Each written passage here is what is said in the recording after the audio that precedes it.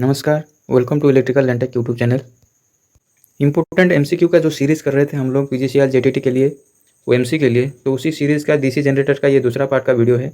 अगर आप लोग पहला पार्ट नहीं देखे हैं तो इसका लिंक डिस्क्रिप्शन में मिल जाएगा, आप लोग देख लीजिएगा और एग्जाम के लिए बहुत हेल्पफुल होगा। आगे जो होने वाला है सेल का, आरएसपी राउरकेला स्टील प्लांट का जो एग्ज़ाम होने वाला है असिस्टेंट टेक्नीशियन ट्रेनिंग का, तो उसके लिए बहुत हेल्पफुल होगा। तो ज़रूर देख लीजिएगा उस वीडियो को। तो चलिए शुरू करते हैं। वो ये डीसी जनरेटर का दूसरा पार्ट है।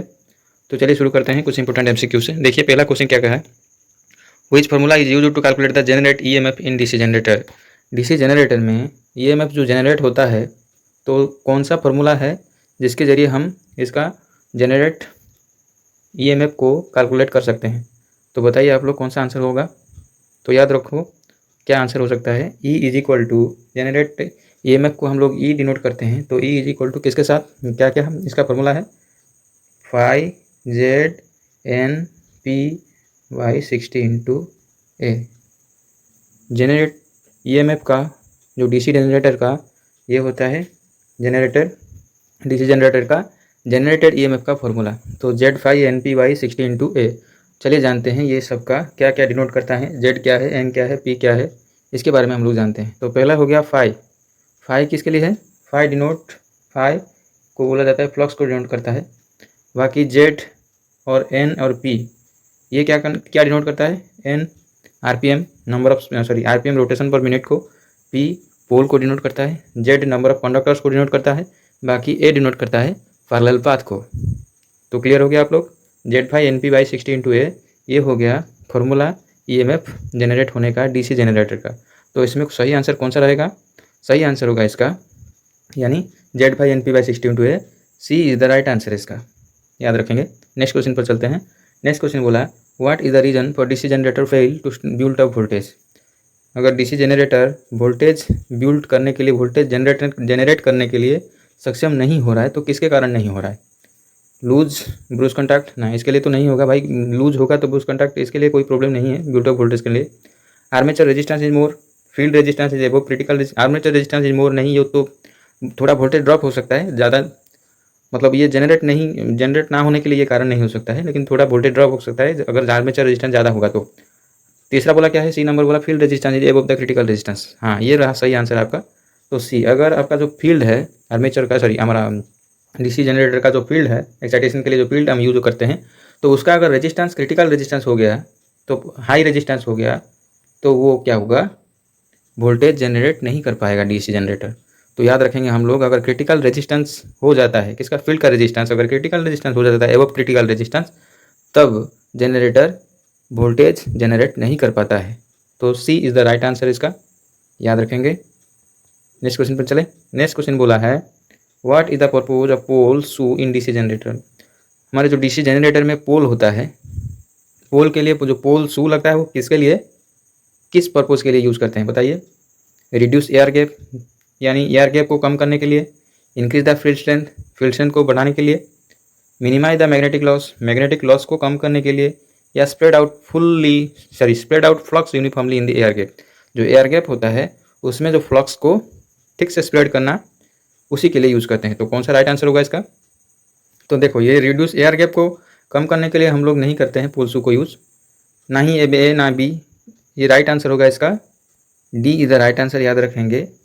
जो फ्लक्स होता है, जनरेट होता है फ्लक्स जो पोल में, तो उसको ठीक से स्प्रेड आउट करने के लिए, फ्लक्स को यूनिफॉर्मली स्प्रेड आउट करने के लिए हम लोग क्या करते हैं, पोल शू को यूज़ करते हैं। तो डी इसका राइट आंसर हो जाएगा, याद रखेंगे।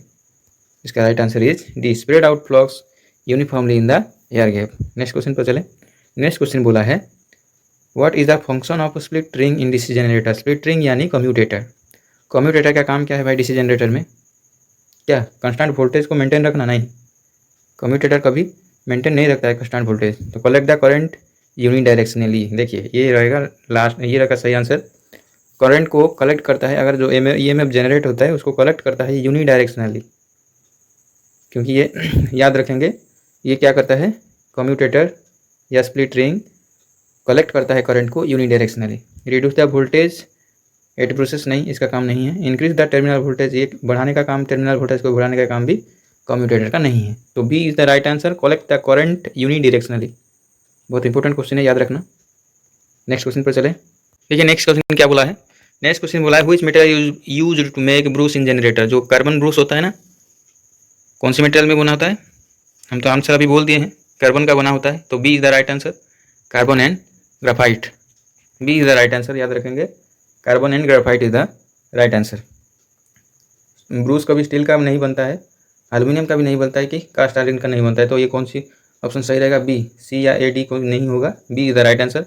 नेक्स्ट क्वेश्चन बोला why DC generator are losing their residual magnetism. देखिए पहले वोल्टेज जनरेट होने के लिए कुछ पहले उसमें कुछ वोल्टेज,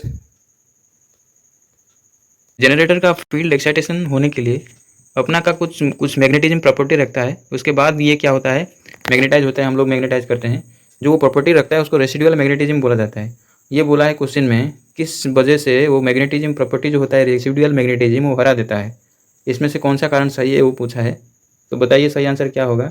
देखिए अगर change of direction of rotation variable quickly अगर इसका डायरेक्शन चेंज कर देते हैं हम लोग, उसी की वजह से हम लोग क्या करेंगे, तो डीसी जनरेटर का रेसिडुअल मैग्नेटिज्म लॉस हो जाता है। तो डी होगा राइट आंसर, याद रखेंगे हम लोग। अगर change of direction of rotation, DOR direction of rotation अगर ऑफनली चेंज होता है तो उसकी वजह से इसका रेसिडुअल मैग्नेटिज्म लॉस हो जाएगा। तो डी होगा राइट आंसर, याद रखेंगे।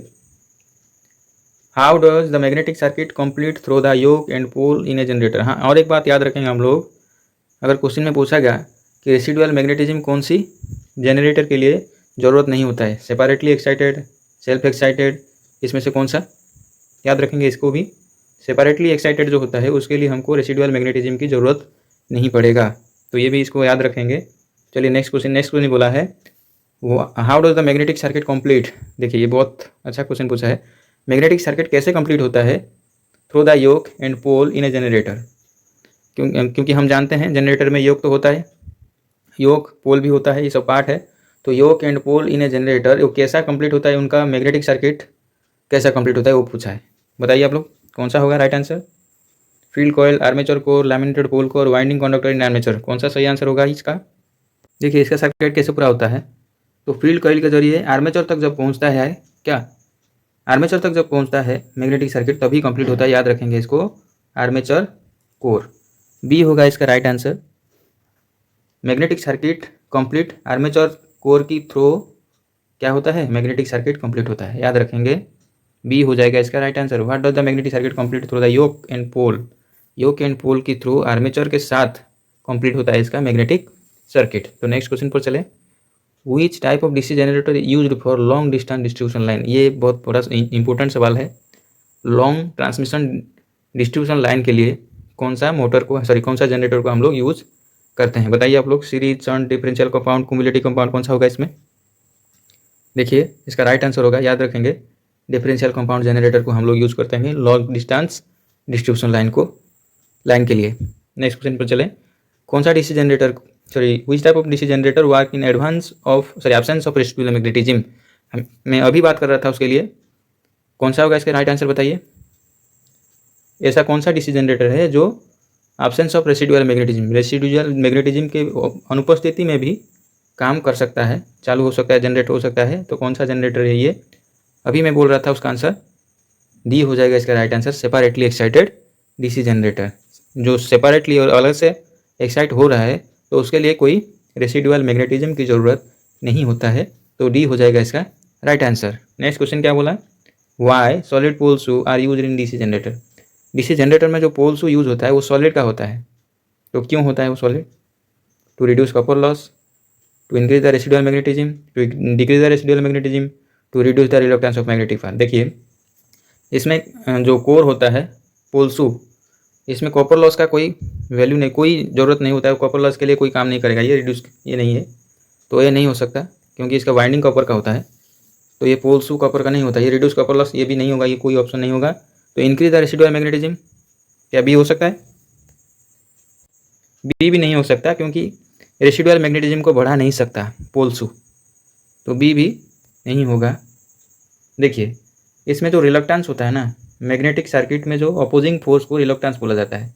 जैसे कि इलेक्ट्रिकल सर्किट में अपोजिंग फोर्स को रेजिस्टेंस बोला जाता है, वैसे मैग्नेटिक सर्किट में अपोजिट फोर्स को क्या बोला जाता है, रिलक्टेंस। उसी को क्या कम कर सकता है, मन याद रखिए, टू रिड्यूस, उसी को कम करने के लिए ही हम लोग पोल शू का यूज़ करते हैं, to reduce the reluctance of magnetic path. Next question पर चलें। बोला which type of voltage is induced dynamically in a DC generator. Induced dynamically होता है वोल्टेज, तो व्हिच टाइप ऑफ वोल्टेज, किस टाइप का वोल्टेज जनरेट होता है, वो बोला पल्सेटिंग या ऑक्सिलेटिंग या अल्टरनेटिंग या डायरेक्ट करंट। देखिए जितना भी जनरेट होता है वो सभी अल्टरनेटिंग करंट ही होता है, सी इज़ द राइट आंसर, याद रखेंगे इसका। जनरेटिंग जितना भी होता है वोल्टेज वो क्या होता है, सब अल्टरनेटिंग ही होता है, तो सी हो गया इसका राइट आंसर। नेक्स्ट क्वेश्चन पर चले। Which type of DC generator is used for air cooling. तो आर्क का वेल्डिंग के लिए कौन सा डीसी जनरेटर हम लोग यूज़ करते हैं, बताइए थोड़ा। शंट या सीरीज, डिफरेंशियल कंपाउंड या क्यूमुलेटिव कंपाउंड, कौन सा यूज़ करते हैं। तो इसका भी राइट आंसर क्या हो जाएगा, डिफरेंशियल कंपाउंड जनरेटर, सी हो जाएगा इसका सही आंसर। एयर वेल्डिंग में भी हम लोग डिफरेंशियल कंपाउंड जनरेटर को यूज़ करते हैं। नेक्स्ट क्वेश्चन क्या बोला, which metal is used to make large capacity of DC generators yoke. DC generator का जो योक होता है बड़ा वाला, लार्ज कैपेसिटी का, तो कौन सा मेटल में बना होता है उसका योक, बताइए। देखिए कास्ट आयरन या सॉफ्ट आयरन इसमें नहीं बना होगा, या एल्यूमिनियम में भी नहीं बना होता है, तो बना होता है किसमें, रोल्ड स्टील, डी हो जाएगा इसका राइट आंसर। नेक्स्ट क्वेश्चन पर चलते हैं। Which metal is used to make pole core of large DC machine. Pole का कोर जो होता है कौन सा मटेरियल में बना होता है अगर डीसी जनरेटर मशीन लार्ज हो, तो बताइए कौन सा होगा, पोल कौन सा होगा, पोल का कोर, बी हो जाएगा इसका right answer. Cast iron, soft iron या कास्ट स्टील या स्टेनलेस स्टील ये नहीं होगा, कौन सा होगा, कास्ट आयरन। पोल कोर बना होता है कौन सा, कास्ट आयरन, सॉरी इसका राइट आंसर होगा कास्ट स्टील, सी हो जाएगा इसका राइट आंसर। क्योंकि कास्ट आयरन इसमें कोई मैग्नेटिक प्रॉपर्टी नहीं होता है, कास्ट आयरन प्रॉपर्टी होता है लेकिन बहुत कम, रिटेंटिविटी बहुत कम होता है, तो कास्ट स्टील को इसके लिए यूज करते हैं, तो याद रखेंगे कास्ट स्टील, सी हो जाएगा इसका राइट आंसर। अगर लार्ज मशीन डीसी जनरेटर हो उसका पोल कास्ट स्टील में बना होता है, कास्ट आयरन नहीं, रंग बोल दिया था मैंने, तो C is the right answer, cast steel. Next question पर चले। नेक्स्ट क्वेश्चन बोला which type of DC generator use for electroplating. Electroplating के लिए कौन सा जनरेटर हम लोग यूज करते हैं, याद रखेंगे इलेक्ट्रोप्लेटिंग के लिए हम लोग यूज करते हैं डीसी शंट जनरेटर को, कांस्टेंट स्पीड में चलता है इसीलिए डीसी शंट जनरेटर को यूज करते हैं इलेक्ट्रोप्लेटिंग के लिए। Which pole core stamping, sorry why pole core stamping are laminated in DC generator. देखिए लैमिनेशन की बात जब आती है तो हमेशा याद रखेंगे हम लोग कौन सा लॉसेस को कम करते हैं, लैमिनेशन जब आता है तो एडी करंट की बात आता है, तो कौन सा, डी हो जाएगा इसका right answer, reduce the eddy current loss. अगर स्टैंपिंग और लैमिनेटेड कर किया जाता है पोल कोर का तो एडी करंट को लॉस को कम करने के लिए हम लोग लैमिनेट करते हैं, तो डी हो जाएगा इसका right answer. Which of the following generator is use for charging battery. देखिए इसको भी कांस्टेंट का स्पीड की ज़रूरत होता है, तो इसके लिए कांस्टेंट, तो कौन सा, शंट जनरेटर हो जाएगा इसका राइट आंसर। याद रखेंगे चार्जिंग इज बैटरी जनरेटर कौन सा यूज करते हैं, शंट जनरेटर, याद रखेंगे। नेक्स्ट बोला डीसी सीरीज जनरेटर कहाँ यूज करते हैं, supply traction load, supply industrial load at constant voltage, as a booster to maintain constant voltage at the load end of the feeder, C हो जाएगा इसका right answer. एक booster की तरह काम करता है कांस्टेंट वोल्टेज देने, मतलब कांस्टेंट वोल्टेज रखने के लिए, कहाँ पे इसको यूज़ करते हैं हम लोग, at load end of the feeder, यानी सबस्टेशन में यूज़ करते हैं, load end of the feeder as a booster की तरह काम करता है डीसी सीरीज जनरेटर, तो सी हो जाएगा इसका राइट आंसर। तो बहुत हेल्पफुल हुआ होगा ये क्वेश्चन, आशा करता हूँ, क्योंकि ये सारा क्वेश्चन आपका जो होने वाला है ACTT अटेंडेंट कम टेक्नीशियन ट्रेनिंग, और जितना भी होने वाला है CBT टेक्निकल का, तो बहुत हेल्पफुल होगा। इसका पिछला वीडियो आप लोग नहीं देखे हैं तो इसका लिंक डिस्क्रिप्शन में मिल जाएगा। अगर आपको थ्योरी वाला वीडियो चाहिए डिटेल में तो कमेंट कीजिएगा, हम लोग डिटेल में एक वीडियो बना देंगे आपके लिए डीसी जनरेटर और मोटर के बारे में। तो अगला सीरीज हम डीसी मोटर के बारे में MCQ को डिस्कशन करेंगे अगले वीडियो में। तो तब तक के लिए धन्यवाद। वीडियो को लाइक कीजिएगा और चैनल को सब्सक्राइब जरूर कीजिएगा। Thank you so much.